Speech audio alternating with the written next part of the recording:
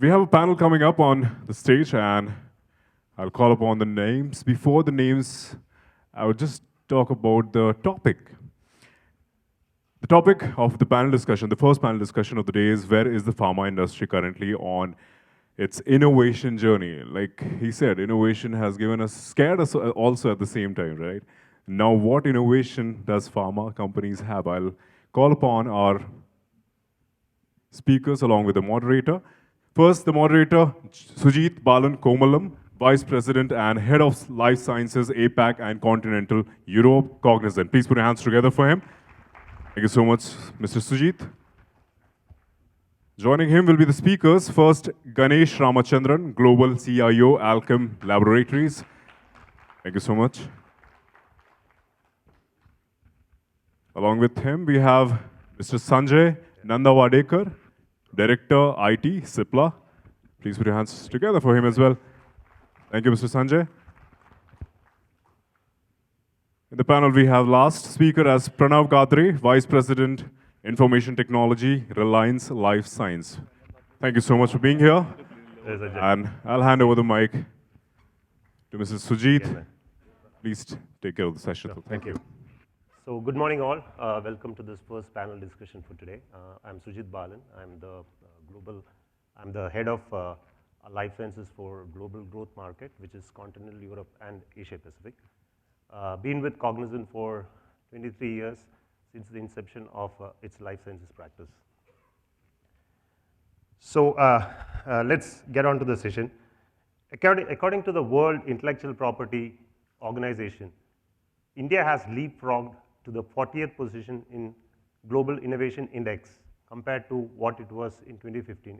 It was 81st position at that time. This would not have happened with all the contributions from the government and all the industries in India.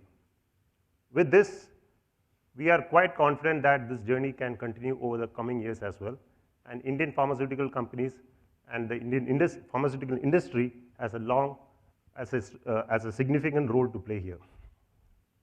Over the last 2 years, as the world battled the COVID-19 pandemic, despite the constraints, the Indian pharmaceutical industry exhibited its commitment, resilience, and strength by supplying essential medicines to over 120 countries. Today, as we enter the post-pandemic era, healthcare continues to be in focus, and the Indian pharma sector is at an inflection point, where it has been recognized as a reliable global player providing quality medicines. It is now imperative that we have to move from a volume provider to a value creator. The pandemic has already boosted the tech adoption of the industry. The strategy of putting data first has helped pharmaceutical business make a smooth transition to digital. In addition to transaction simplification and drug traceability, the use of blockchain has helped strengthen the clinical data security and data privacy. On similar lines, pharma companies have started using cloud for centralized access of systems and accessing patient data and other information. Redoubling investments in R&D, accelerating the digital transformation across the value chain, an increased focus of enhancing customer experience and adoption of RPA, IPA, and cloud-based technologies for efficient data management and process optimization has emerged as some of the key facets of pharma industry's innovation journey. So let us explore and understand these facets of pharma innovation journey through our esteemed panelists. Please join me in welcoming our panel for today, Ganesh Ramchandran from Global CIO, Alkem Laboratories. Thank you. Sanjay Nandvadekar from Cipla, Pranav Gadre, Vice President IT, Reliance Life Sciences. So, panelists, the way I would like to start off with is, most of the enterprise have a dual mandate when it comes to digital transformation.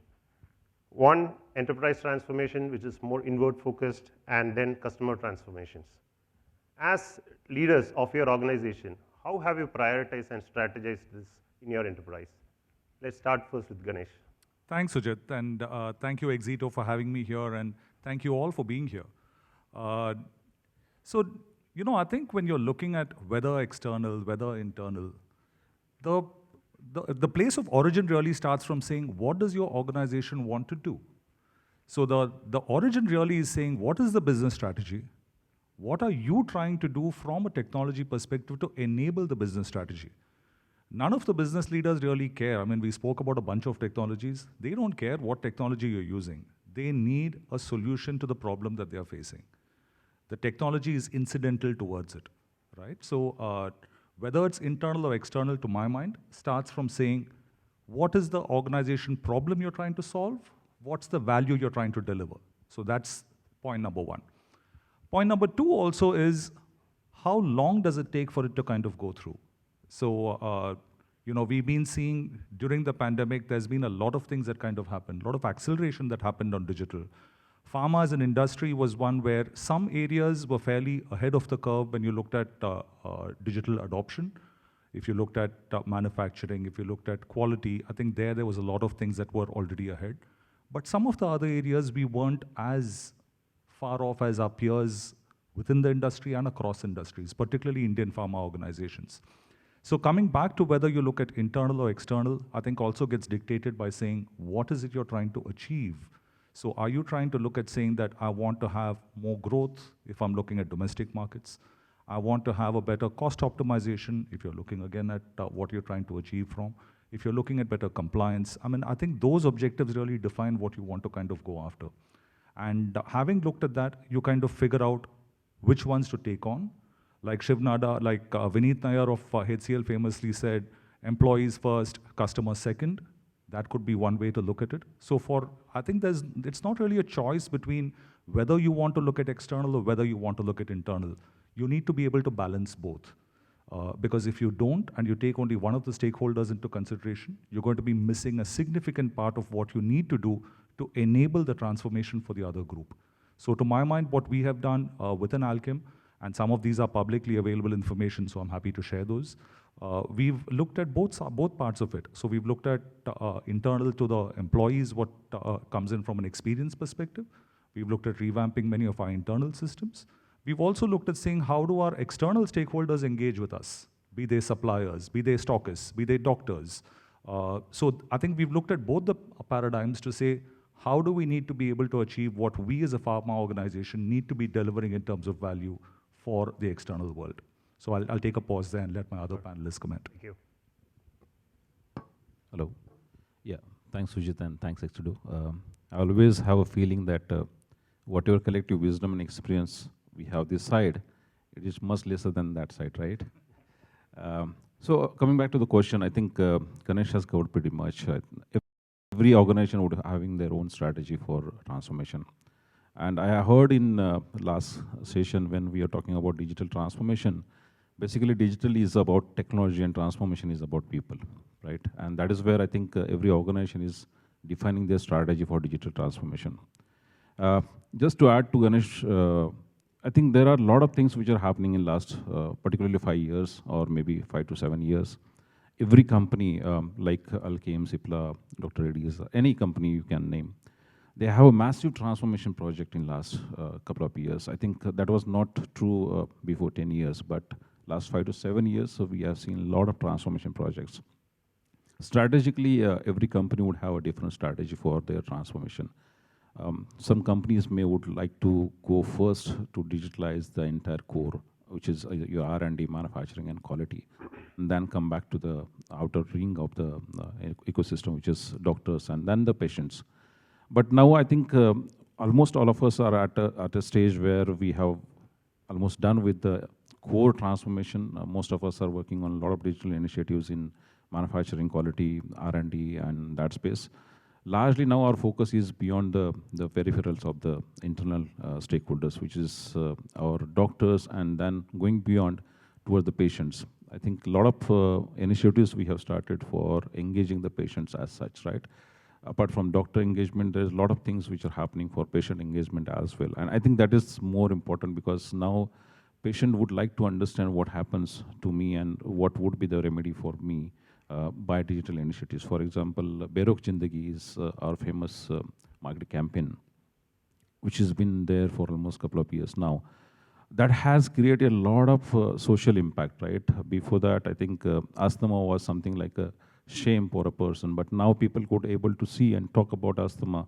People can proudly say that I have asthma, but I'm managing with that as my lifestyle. So that is a change which has been seen in the industry, in the general public by transformation. So based again, just coming back to what Ganesh has mentioned, based on the company strategy, every company would be having a different priorities for digitalization. But end of the day, I think, moreover, what I personally feel that the core has been covered, and now every company is looking forward from outer perspectives, like going back to the doctors, patients, and then peripheral. Um, of course, there are a lot of to do in patient engagement. Still, I think that's a journey what we have currently. I'll take a pause here and maybe Pranav can add it to. Thanks Sujith, and thanks Exedo for having me here. So I think this is a problem with being the last in the queue. There is a fear of repetition. So I will try to keep it as different as possible. So I think from my perspective, when we say digital transformation, right, it's like we need to focus more on transformation, because digital, many people believe that it's like if we are digitizing the data or digitalization of the systems, that's what digital transformation is. But from my perspective, it's more about transformation. So when we say transformation, it's more about the experiences which we give. And again, coming back to your question about internal versus external, I think in both the cases, it is important that we have that experiences which the team can feel. When it comes to internal, I think we talk about specific to pharma, like MES in manufacturing, LIMS systems in labs, or like other ELN and all. So I think what is more important, like, is with the advent of this industry 4.0, is to have connected systems. So like how your LIMS connects to your MES, or it connects to your ERP, SAP and other things, and how that entire experience of the end user. So when we talk about internal, it's about the production team or the QC team, QMS team, how that experience change, how they are able to do it more effortlessly and efficiently. So that is what is, from my perspective, transformation means, okay? And from external perspective, yes, when we talk about external, I think again, Reliance Life Sciences into multiple lines of businesses. So we have into pharma, biosimilars, plasma, which is more on B2B, where we interact more with HCPs and hospitals and all. So in that case, it is more about like e-detailing, content management, how we are ensuring that the messages reach to them in the appropriate way, in the most fast and efficient way. And we are also into diagnostics and into like clinical trials and all, which is more like B2C kind of a thing, where we deal with end patients and the volunteers and all. So there again, it's more about how we are able to enhance their experience, okay, with us. Like, so we are working on some solutions where we are integrating CRM with the e-commerce and other things, so that I think the patient, because we are also getting into animal health.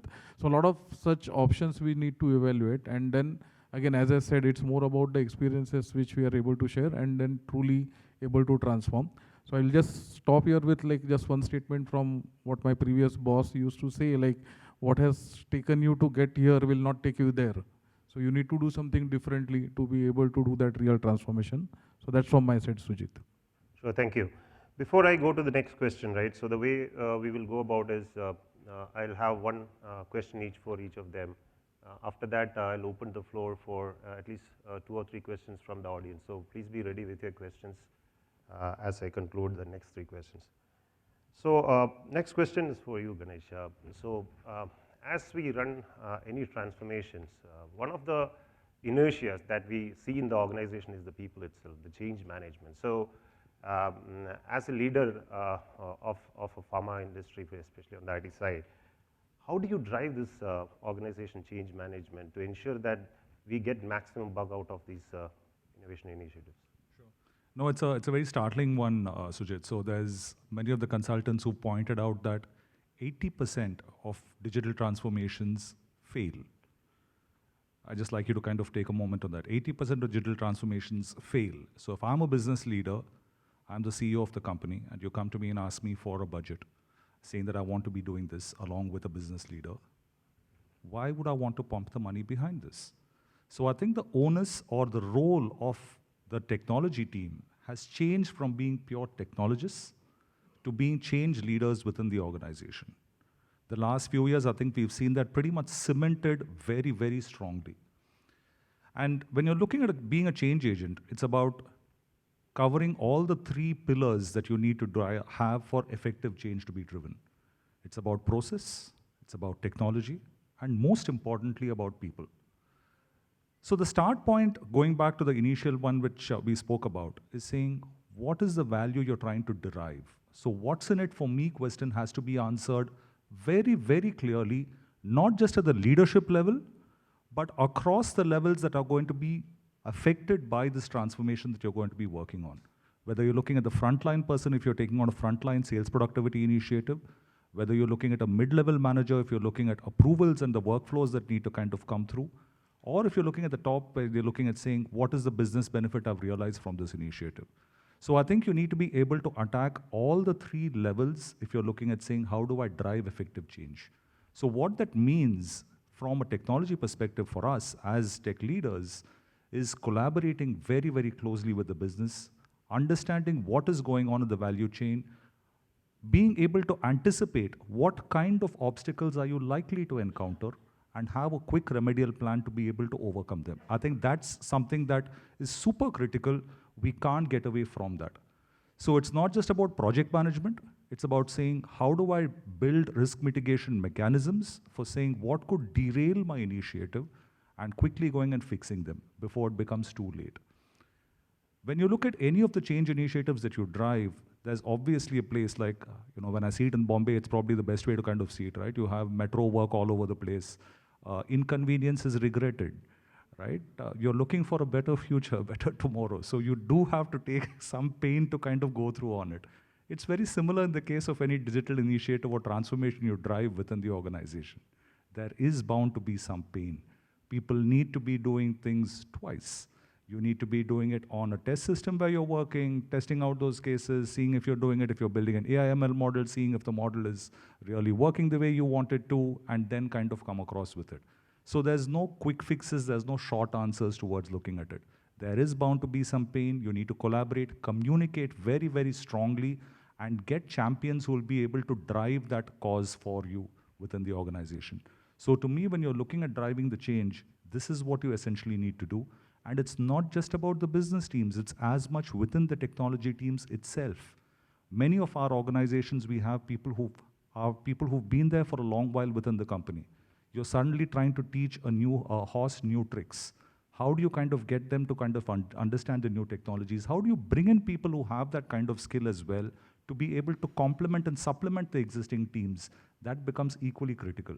So if you were to look at in summary what you need to kind of go through, you need to be trying to say, what is it that you're trying to change? Who are the kind of stakeholders who are going to be impacted? Get a clear message for them saying that what is in it for you to be able to drive that change? Get them onboarded on it and communicate very, very closely, collaborate and work super closely with them to say, what are challenges you're facing?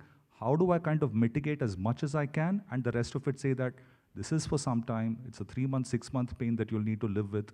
And after that, there are achhe din aayenge, right? So we need to kind of get them to believe that, right? So I think that's broadly where I'll leave it.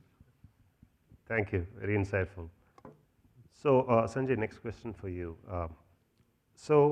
If we draw a comparison between the Western countries and say China, where are we, Indian pharma, and in our progress in Pharma 4.0 adoption? Is there any suggestions, recommendations you would like to give to the forum on how we could accelerate on this? Oh, quite a tough question, I must say. Unfortunately, I don't have data to give you a quantitative comparison, but I do have some experience and understanding. Maybe I can give you answer in a little bit of qualitative data. Just to share my experience with you, I was having a seminar dais shared with some international folks who are representing few Western companies, big companies.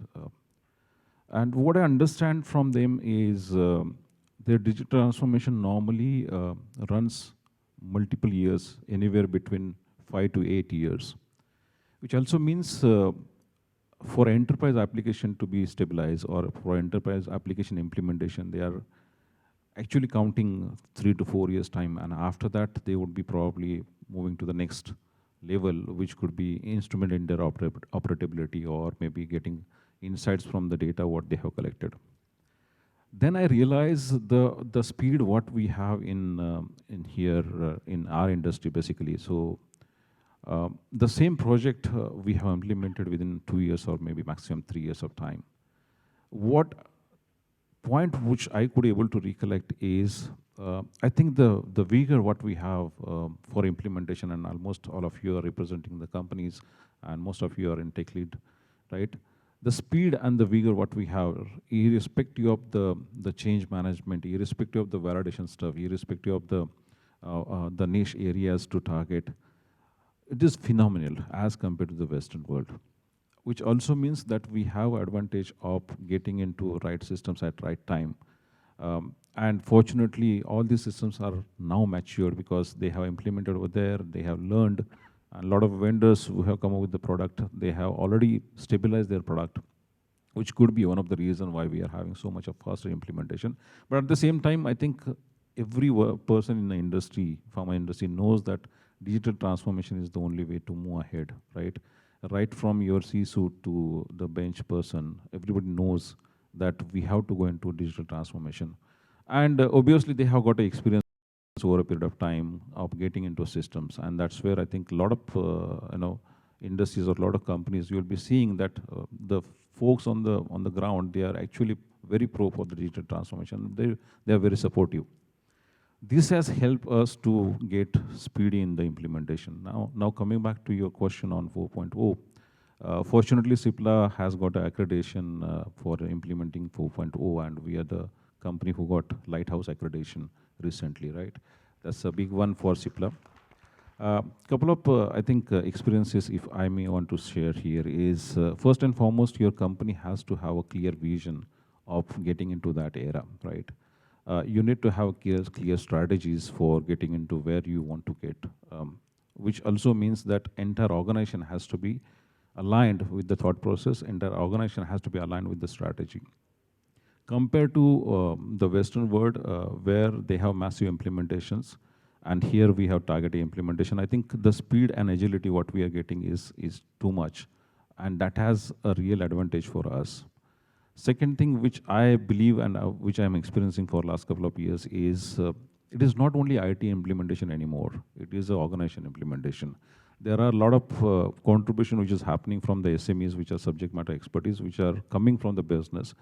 They are becoming a part of the cohort when you are getting into project mode, and they are actually driving a lot of project initiatives, particularly from a change management, which is very difficult, by the way, which makes IT people's life easy. And that has changed a lot of scenarios wherein you got stuck into a project for a change management, but SMEs come forward and they have implemented the changes.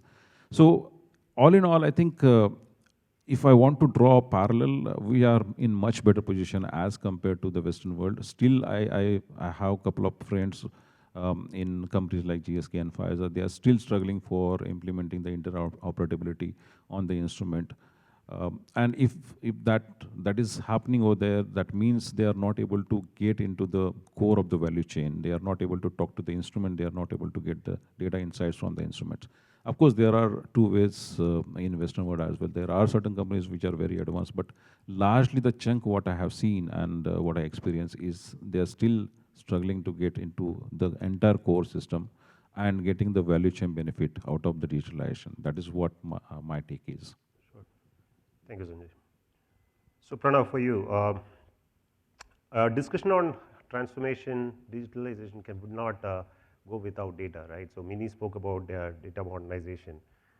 Could you please, at a high level, very high level, talk through about how data and associated technologies has been leveraged by Reliance Life Sciences in driving your sales and across the value chain, in fact. Yeah.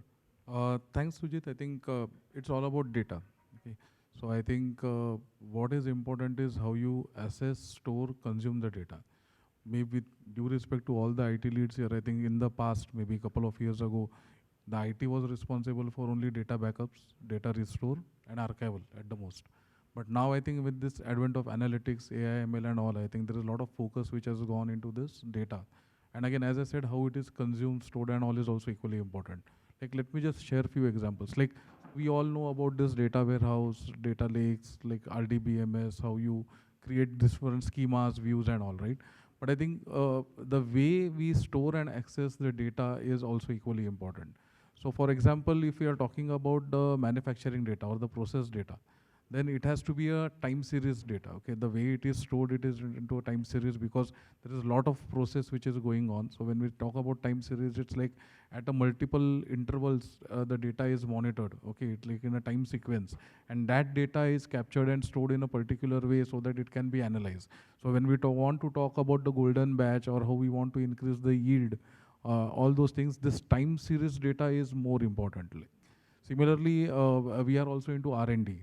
So in R&D, I think all of you would know, like the drug discovery, a lot of the action happens around genes and molecules and the tissue culture and all those things, right? So there again, this RDBMS or maybe even the time series database will not help. So there we are exploring options, something called as knowledge graph. So there it's more about structured and non-structured data, how it is stored, and the way the graph is plotted for each of the entities, so that whenever you want to do any analysis, the data can be quickly pulled and analyzed. So for those kind of data, it's more about knowledge graph. Similarly, we are into, as I mentioned, diagnostic and other businesses, right? So it's more about patient and their journeys. So there we do typically something called as longitudinal data management. So there again, it's like it's based on a particular subject where the data is captured throughout the lifespan, like so that we can have more focus interventions and more focus prescriptions for that particular patient or that particular individual. Similarly, that data can also be used by our internal teams because we have a history of how that data is stored for a particular subject. We can have that data and then see, have more again focused prescriptions and analysis of a particular product basis the patient or the volunteer which is there, as if I take clinical research.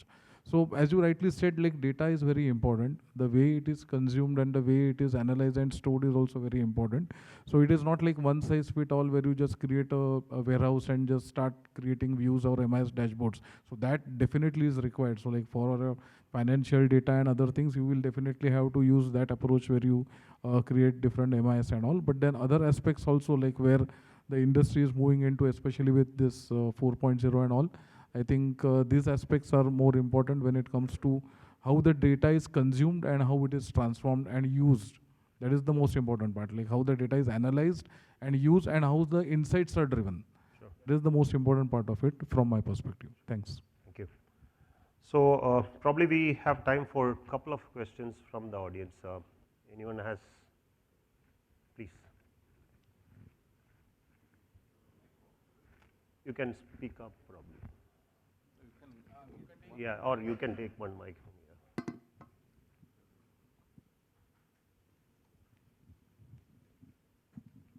here. Hey, hi, Sujith, Ganesh, Sanjay, and Pranav. So we were talking about digital transformation, IR4, and my experience. Again, talking about Ganesh people, and Sanjay talking about the Western guys speaking about 5 to 8 years of implementation time. Now, the experience that we have is about people, their culture. Now, what I see, the number of years that gets prolonged is because of those culture that needs to be, there in the industry or in the company to get in, so that all these digital transformations, we are not talking about technology actually, we are talking about people and their culture. That thing is what is not catching up in most of the companies, isn't it? The question to the panel is, how are you taking care of those things in your company? Thank you.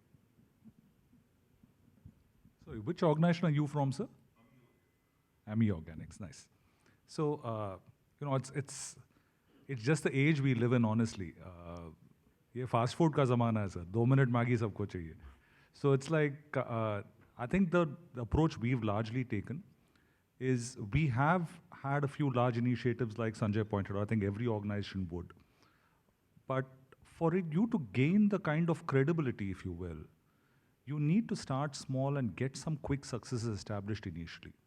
So it's pretty much like a waterfall vis-a-vis a agile model to my mind, where you're able to show some quick successes coming in, the business buys into that, and that fuels even more for you to come your way. I think gone are the times when you say that I will take on a project, 18 months ke baad we'll see something coming. That I think is pretty much passé. At least I don't see anything like that now within my organization where people be willing to wait for so long. And that puts a lot of pressure on the technology teams because you need to figure out how can I break it down into smaller chunks and what can I give first which can really start making the business get excited about what we are going to see coming down the line. And I think that's where we really look at saying what are small quick wins that you can take on. And some of the cases, while you can do it in many of them, there are cases where you can't, right? It is so let's say I'm putting in you need an insights-driven project, you need to have an AI/ML model. I'm sorry, I can't give you anything in 3 months, 6 months. It's going to take some time for it to come out. I need to train the model, I need to kind of get it to a level before I can say the system will dictate everything. You don't need a person intervention to kind of drive the stuff coming through. In cases where you're looking at over there, I think getting the business and setting the expectation becomes a lot more important. And that goes back to the collaboration point that we were talking initially. So working with them and saying that this is what we are looking at, this is what you're going to be seeing. And I think in many of the organizations, I don't know how your organization is structured, sir, but many of the Indian organizations I've seen, business gives a requirement, it's IT's baby after that, right? I send my child to school, my responsibility doesn't go away. It's my child still. So I think that's where you need to work with the business to have, and Gartner calls it, teams which come together and work, multiple organ called 2-in-a-box, 3-in-a-box models, whichever way you're looking at the structure to kind of come through. I think you need to start from there to make sure it's a business-led initiative. IT is an enabler, and unless the business really wants to drive the change, you can take the horse to the water, you can't make it drink, sir. So short and the simple answer, I think that's where I would leave it in terms of making, if you want to make it work, get the business to align on what you're looking for, align them on what the expectations are going to be. As much as you can show early successes, build ones where you can get people to realize that this is what is likely to come. More of it can come in if you continue to stay vested. But there's no short answers really if you're looking to drive large change. Maybe if I can add something to that. So first and foremost, I think this is something not very new for any organization. Any organization who start with the digital transformation would have gone through that phase, right? And might be there are a couple of organizations still they are going through that space. I think what we have probably experienced over a period of last couple of years is if you can answer one question to each one of the stakeholder, which is what is in it for me, right? Right from your C-suite to the last mile. If you can give answer to that person, then probably there would be a lot of inclusion which you'll experience. I'll give you my example. I used to travel a lot, and my friend Krishnan is here. I used to talk to the last mile along with the HODs and answer their questions. Of course, that has taken a lot of time, but that has given us a long-term impact. People started trusting you, people starting working with you, and that has given a lot of positive impact on your project, right?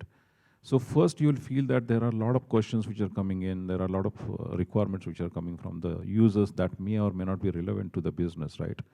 Also you need to have a fine balance between what exactly is required for the business and not for the individual. There would be a gray line between individual requirement and the business requirement. If you could able to make that separation, it will be good for the organization, it will be good for your project.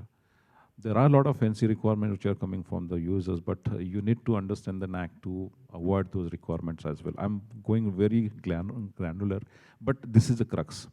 And if you establish that confidence, if you establish that trust with your team and the business user, believe me, that's going to work in the long term miraculously.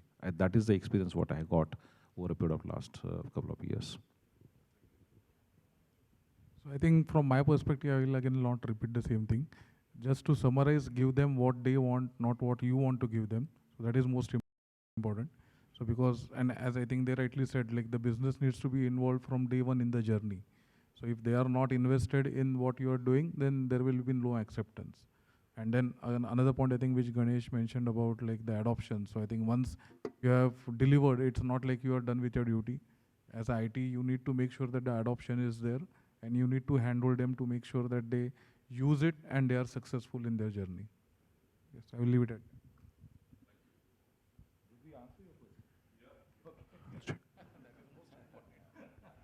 We'll take other question. Yeah, one more question, Roy. Do we have anyone? Right. You're making me walk. It's okay. Yeah, I'll come there. I'll come there. So my question is regarding pharma compliances. Now, we see the technology world moves at a breakneck speed, but the IT compliances requirements for pharmaceutical industry is not as fast paced. So my question is, the IT leaders on the panel here, I'm sure you must be facing the same dilemma. And how are you able to manage this to stay compliant in terms of IT compliance, at the same time drive the digital journey in the organization? Yeah, so I think I would like to take this question because I think before coming to IT, I was part of IT compliance. So I was on the other side of the fence. And I think as you rightly said, right, so I think compliance should not be a showstopper. Basically, they should be enabler. And that's what I always kept telling my team also, and now being on the other side of the fence. So I think you need to see, there are many advances in this compliance also, like you would have heard about CSA and all. So it's nothing but a same bottle in the old bottle in the new wine kind of, old wine in the new bottle kind of a thing. But I think what is more important is the smartness in which you drive these policies, okay? So the reason why there is a role for CSV and a niche area is because for them to really understand like how you can enable the business and not, so when on the IT side we talk about agile, about DevOps, where you are trying to deliver in maybe a fast-paced world, but on the compliance side, if you say that, oh, I will restrict you by doing this entire V model and like all the 9 years of validation documents, then that's actually something a dampener on the IT team, right?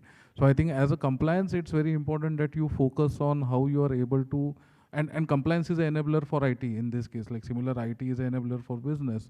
So you need to make sure that you have the right policies and you support. The way the previous question which I answered, that you need to get them right from the start, the business.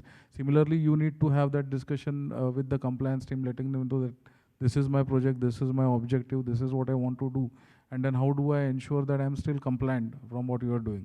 So I think, yeah, but compliance is important, so you cannot avoid it. So you cannot just say that because I want to deliver something in 3 months, I will not do the validation which is required. So that you still have to do, but how you do it smartly, okay? And how you are able to justify what you have done through your documentation and through basically during the audits to the auditor is most important. And then as a IT, you can also have transformation done on the compliance side, right? There are so many tools which are coming, like there are like the validation tools for lifecycle management, there are automated testing tools. So if you enable your compliance team as a technology team, even that process can be faster driven. That's what I feel. Anything to add? Yeah, just to add to that, I think if you can break a notion of compliance is something add-on to your project, then probably life would be easy. If you can consider a project along with the technology and compliance at one go, then I think it would be easy for you to implement the project. Compliance is a given, right? There is no option for compliance. What choice you have is how to look at the compliance positively and consider compliance as one of the activities. The way you are doing the unit testing, the way you are doing the speed testing or maybe a load testing, you have to do the compliance as well. What addition we have is the documentation. Unfortunately, there are certain softwares which are available, which are taking care of a lot of documentation nowadays. From other side as well, from FDA side as well, there are a lot of understanding has come in over in last couple of years. I was reading an article on LinkedIn yesterday. One of the director of FDA, they are now thinking about not to go into ECTDs reviews. Rather, they would go to the data of your organization by share of cloud, and they would review the process, they review the data, right? Which also means that there are a lot of understanding and there are a lot of efforts put in by the FDAs as well to minimize the efforts which are likely mundane and not adding so much of values to it, right? End of the day, compliance is nothing but your risk-based approach. Wherever you find the risk, you are just taking some risk mitigation and you're documenting that. Now, I think both sides, right, from the pharmaceutical side and and from the regulator side, there are a lot of agreement which is happening on minimizing the efforts and creating a quality document which should ensure that there is the right things which are always happening in the industry. I think this is a great initiative from the regulators to go into CSA and maybe from the cloud-based reviews. Going forward also, there are a lot of technology intervention which will come in compliance areas, which will probably ease our life. But end of the day, we have to live with it. And if we take it positively, then I think it will be easy for us to digest that, yes, our project is running into multiple years, but there is a reason for that. At the end of the day, I think it gives you a lot of confidence as well. The moment you come out of that project, you have 100% confidence that whatever you have done is right and going to stay for a long time. There is no hitches or there will not be any doubt on the implementation. I think clock is already ticking. In interest of time, we'll take one last question. Yeah. Hi, my name is Mahesh. A quick question on data when we were speaking. We spoke of manufacturing and R&D, which is our own data. What about when you want to go global and you're looking at marketplaces across the world, you know, the Americas, the Europes, and they have their own, you know, the myriad of, the complications just go up, whether it be formulations, the pack sizes, all of that. There are no single vendors who give you all of that data. Then how do you plan your data warehouse strategy, your entire data strategy? So I'm not sure if I got your question. So are you expecting data from other organizations? Because no one will Not share that organizations, data. but yeah, there could be, I mean, in Europe, there is something called, you know, an IQVI, who gives you data, but not complete data. So how do you deal with collecting market data to then plan your launches and whether your products would be, these are the right markets for you?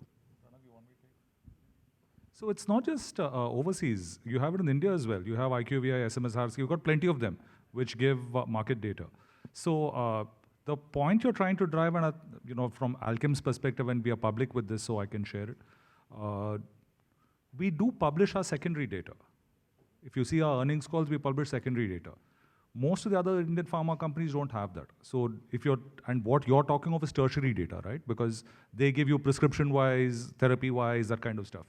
So if you're, where this helps in a few areas. So where we look at it, for instance, is if you're looking at saying what is the market size for particular therapies, the kind of growth in certain kind of ailments, the growth in certain kind of requirements that are there, that goes in from to the business development team for them to use it. So the use of the data and how you kind of slice and dice, I think there are differences in the way you do it.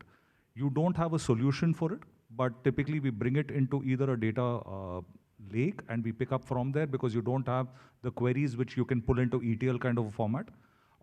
And some of the data is unstructured as well. So for instance, in the Indian market, where you look at the RCPAs that you kind of pick up, which is your tertiary equivalent, if you will, what you try and do is you're trying, and I don't think we perfected the art, we are trying to get there.